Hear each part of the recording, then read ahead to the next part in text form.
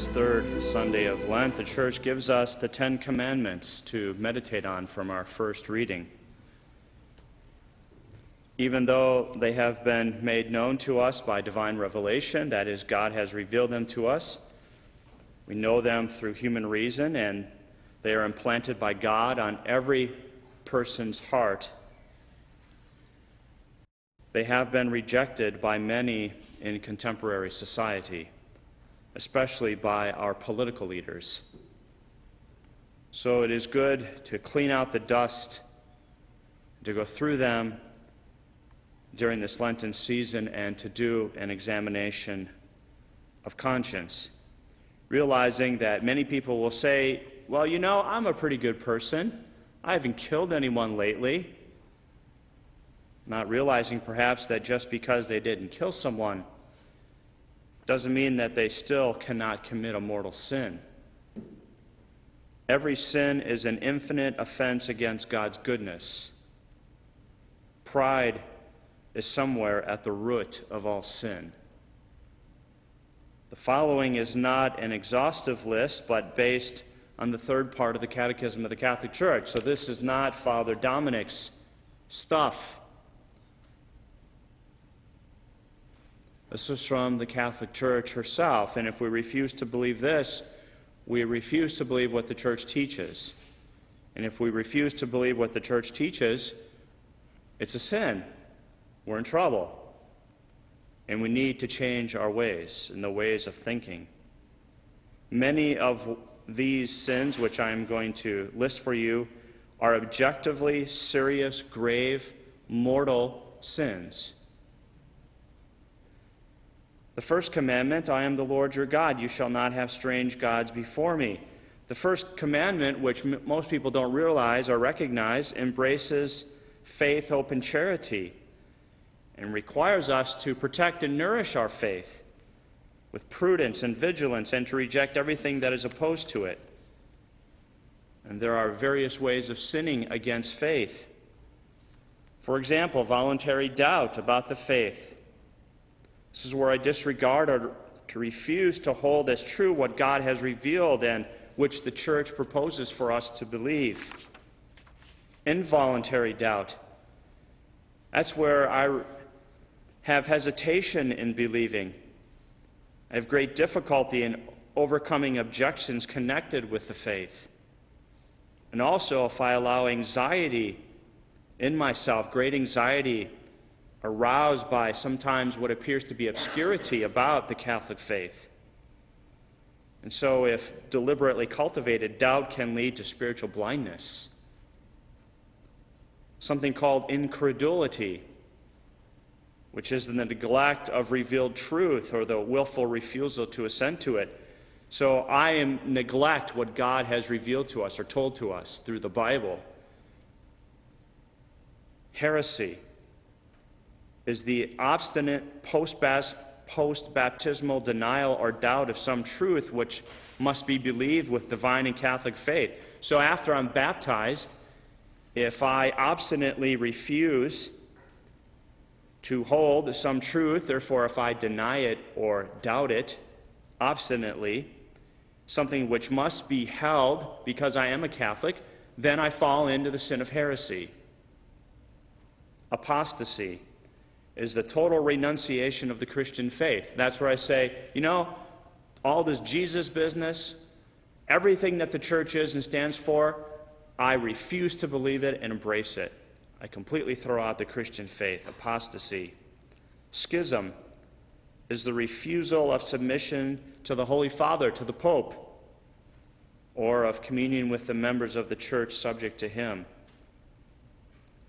The first commandment is also concerned with sins against hope, namely despair, if I lose hope in God, or presumption on my own capacities or on God's mercy. For instance, you know, I'm going to be able to go to confession later this week. I think I'll go and commit a couple of mortal sins. God will forgive me. Well, I may get in a car accident before I make it to confession and die, presuming on God's mercy. The first commandment also enjoins us to love God above everything and all creatures for him and because of him. So I can sin against God's love through indifference towards God. God, take it or leave it. Indifference. Ingratitude. You know what, God, you owe me this stuff. I'm really not even grateful for it. Lukewarmness. I just kind of go along in my life, just kind of not too concerned about my spiritual well-being, or even spiritual laziness. Who cares?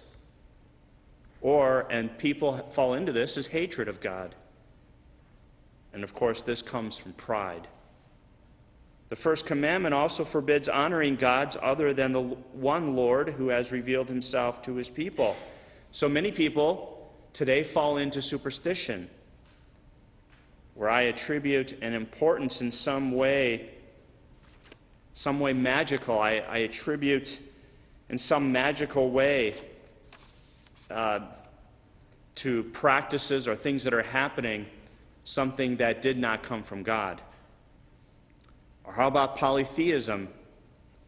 Many gods, where other than the one Lord God that we worship, I also venerate, honor, or adore some other thing like the sun, or an animal, a cow.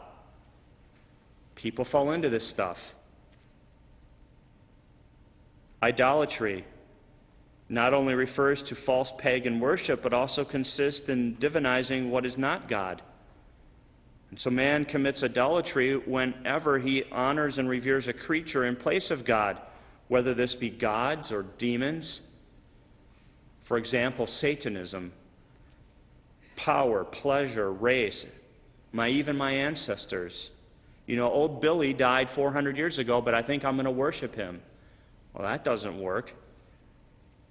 Some people idolatrize the state or money. All forms of divination are serious sins. Divination is where I have recourse to Satan or demons. Conjuring up the dead or other practices falsely supposed to unveil the future. So I want to know what the future is, so I go see someone who has a crystal ball. Seriously, mortally sinful. And I can get very much in trouble. In fact, people end up getting possessed many times. Consulting horoscopes, astrology. Most Catholics don't realize this. If I give any credence to horoscopes and astrology, it's a serious mortal sin. Because I'm entrusting myself, I believe that the position of rocks and gas in outer space, 400 billion light years away, is somehow going to determine my destiny here on earth. What a bunch of garbage. Palm reading, interpretation of omens and lots, the phenomena of clairvoyance, and recourse to mediums. All of it is serious mortal sin. All practices of magic or sorcery by which one attempts to tame occult powers so as to place them at one's service and have a supernatural power over others, even if this were for the sake of restoring their health. Some people will say, I'm going to go see, Madame Tallulah down the street to try to have her help my friend who's sick. Well, if we do that kind of stuff, we make our friend probably even sicker. And these practices are even more to be condemned when accompanied by the intention of harming someone, or when they have the recourse to the intervention of demons. And so today, the in thing is to become a witch, to be involved in Wicca, to try to use spells and charms and cast various forms of spells on people, sorcery, trying to bring people down. And that stuff is real. Playing with Ouija boards is real, and it can often lead to a window to the occult powers and to becoming possessed by the devil. And if you're a priest long enough, you run into this, and you run into people who've used Ouija boards who are possessed by the devil. It happens. Wearing charms is very reprehensible. So if I'm wearing my favorite, lucky rabbit's foot, that's bogus. What does a rabbit's foot have to do with anything? Spiritism often implies divination or magical practices and recourse to so-called traditional cures. This does not justify the invocation of evil powers. And so if I hold a seance, or if I'm over at my friend's house or having a sleepover, it's 1:30 in the morning, the guy's parents are gone, there I am. And all of a sudden somebody starts talking about having a seance. It's serious mortal sin. Seances are real. They open up the window to spirits, which are demons. I can become possessed, obsessed, oppressed by demons. This stuff is real. Bad stuff. God's first commandment also condemns the main sins of irreligion: tempting God, sacrilege, such as if I'm in the state of mortal sin and going to communion. Every time I go, I commit another mortal sin. Going to confession, and I lie to the priest, or I cover up a sin. I committed 4 mortal sins. I know it, but I'm embarrassed about one, so I only tell the priest 3. I commit a mortal sin by the very fact of doing that, and I come out of the confessional with 5 mortal sins on my soul. Sacrilege. Or if I see a nun in the supermarket getting some groceries, and I have something against Catholics, so I go and pick on this nun. The nun is consecrated, and therefore I commit a sacrilege. If I hit a priest, a sacrilege. If I hit the Holy Father, I can excommunicate myself. Atheism, which includes practical materialism and atheistic humanism. I can also get involved in economic and social liberation, which is also a part of atheism. Or agnosticism. Well, God may exist, he may not exist. We really don't know. That's a bunch of garbage as well. We know that God exists, and he loves us. That was only the first commandment. It's only the first commandment. But with the first commandment, most people never heard this before. They don't understand it, they don't know it, they don't want to fool with it, and they don't care. So we have many young people who today get caught up in this stuff. And then when they get in trouble, who do they come looking for? Father, please help me. Which is fine, and that's what priests are here for. The second commandment, you shall not take the name of the Lord your God in vain. So I cannot abuse God's name. So every improper use of the names of God, Jesus, Christ, Blessed Virgin Mary, and all the saints, if I use and abuse their names in an irreverent way, I commit a serious sin. And so look at the agenda of Hollywood. Every movie that seems to have to somehow get in there, take God's name in vain, just to do it. They have an agenda. Blasphemy consists in uttering against God, inwardly or outwardly, words of hatred, reproach, or defiance, and speaking ill of God. Profanity is the disrespectful use of the holy name of God in anger or thoughtlessly. The second commandment also forbids the magical use of the name of God, or using the name of God to give into some false oath, which calls God on God to be a witness to a lie. And so what happens if I'm in a jury and I swear on the Bible that I will tell the truth, the whole truth, and nothing but the truth, and then I lie? That's the sin of perjury. The third commandment, remember to keep holy the Lord's Day. Sunday is the day on which the Paschal mystery is celebrated in light of the apostolic tradition, and is to be observed as the foremost holy day of obligation in the universal church.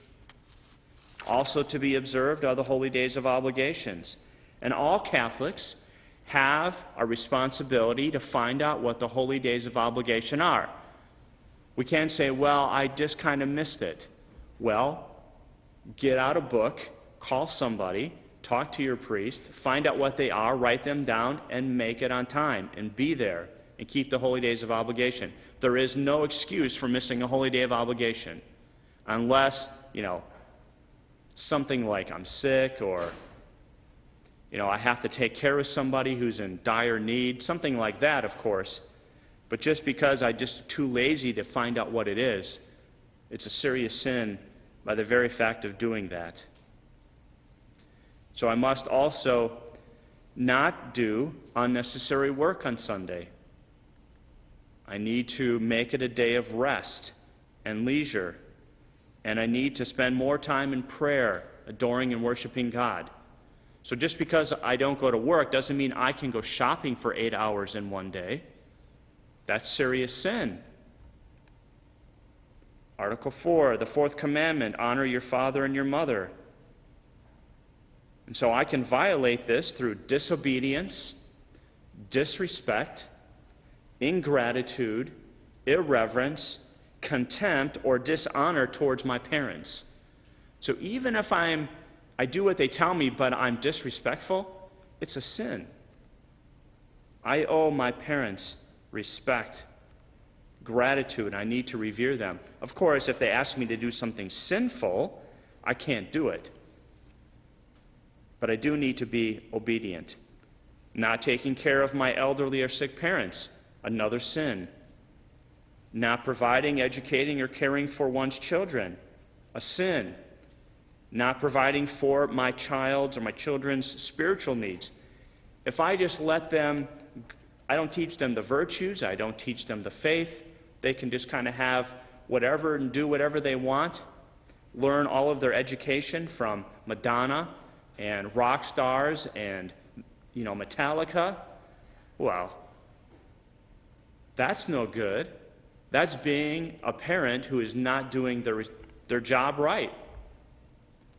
We have to take care to protect our children. And I've seen it. I've seen the pictures of these guys who look like devils on the front pages of newspapers and openly say, parents, if you do not teach your children, I will teach them for you.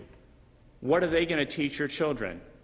They're going to teach your children how to worship the devil, and they openly say they're going to do this, commit all kinds of violence, crimes against life, and perform the most gross sexual behavior you can think of. If we don't stop our children from getting into this, it is a serious mortal sin, and we are held responsible for those sins to the extent that we did nothing to stop it. Not carrying out one's civic responsibilities is also a sin. For example, not paying taxes, exercising my right to vote, or defending my country. The fifth commandment, you shall not kill. Human life is sacred because from its beginning it involves the creative action of God, and it remains forever in a special relationship with the Creator, who is every human person's sole and final end. God alone is the Lord of life from its beginning until its end. And so, no one can, under any circumstance, claim for himself or herself the right directly to destroy an innocent human being. It obliges each and every one, always and everywhere. I can never, ever kill someone and take an innocent human life. Now, of course, sometimes I have to defend myself. Some guy's coming at me with a gun. Well, what am I supposed to do? Just say, shoot me? No, I have to defend myself. And that may even require using deadly force back. But I cannot take an innocent human life. Direct and intentional killing is gravely sinful. The murderer and those who cooperate voluntarily in murder commit a sin that cries out to heaven for vengeance. Infanticide, fratricide. What's fratricide? I kill my brother. Infanticide, I kill a baby, an infant. Parricide, I kill my parents. Some people would like to kill their parents sometimes, but it's a sin. And the murder of a spouse. All of these are grave sins. Concern for eugenics or public health cannot justify any murder, even if commanded by public authority. The acceptance of human society of murderous famines without efforts to remedy them is a scandalous injustice and a grave offense. And so you have some countries, what do?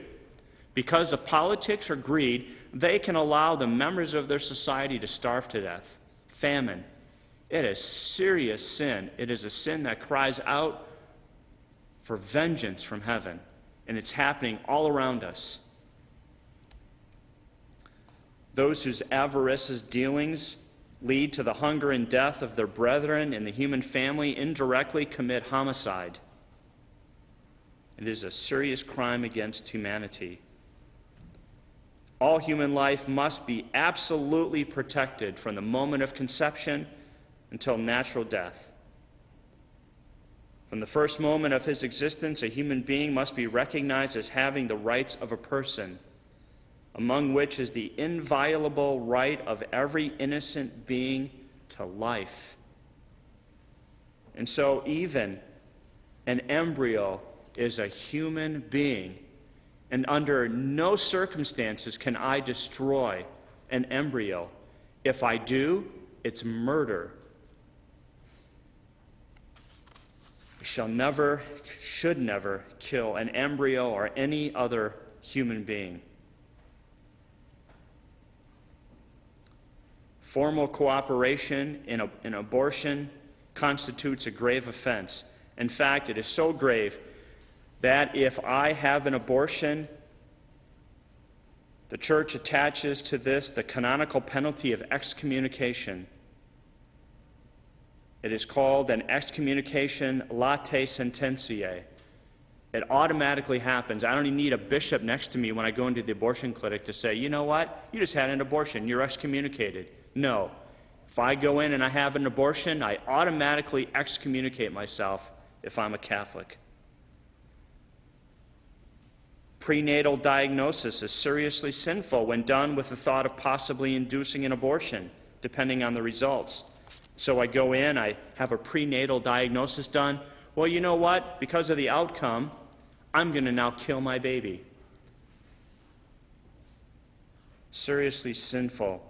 And now you know what's on the market? People are doing it. You can go in and order a baby to go. You can order the hair color, the eye color, the gender. This is seriously sinful. This is called influencing chromosomic or the genetics, inheritance of a human being. It is seriously sinful. But this is the next thing on the agenda, on the horizon. We're going to have people that we can order. It's horrible. And we need to stop it. And you know what? We have a bunch of young people here today. You know who's going to have to stop this stuff? It's going to have to be you. You're going to have to help stop this stuff because it's getting worse and worse and worse. The pressure's on. And as Pope John Paul II once said, I have confidence in you that you can do something about all of this trash that's going on in society. Because if we don't, all of us are either going to be slaves to the government or we're going to be killed. That's where this is leading. Euthanasia is also a serious sin. Suicide, a serious sin. Scandal is an attitude or behavior which leads another to do evil. So if I'm committing sin, or if I do anything to lead you into sin, I'm sinning myself by leading you into sin, and I am partly responsible and guilty for your sin. So if I encourage you to go out and steal and kill and murder, to get drunk, to do drugs, I'm partly responsible and culpable for your sin. The cult of the body, another sin in our age. Worshipping my body and making it to be the greatest thing that's ever existed in the universe. The abuse of food, alcohol, tobacco, or medicine, also sinful. The use of drugs, sinful. Kidnapping, obviously. Hostage-taking, terrorism, torture, sinful. Except when performed for strictly therapeutic medical reasons, directly intended amputations, Now, most people don't go around cutting off their arms and legs, but to do it is sinful. If I mutilate my body without some good reason for health purposes, it's a sin. To sterilize myself so that I don't get pregnant or cannot get someone else pregnant, such as through a vasectomy or a hysterectomy or tubal ligation. This is serious sin. I cannot do this and not have offended God. Anger is a desire for revenge.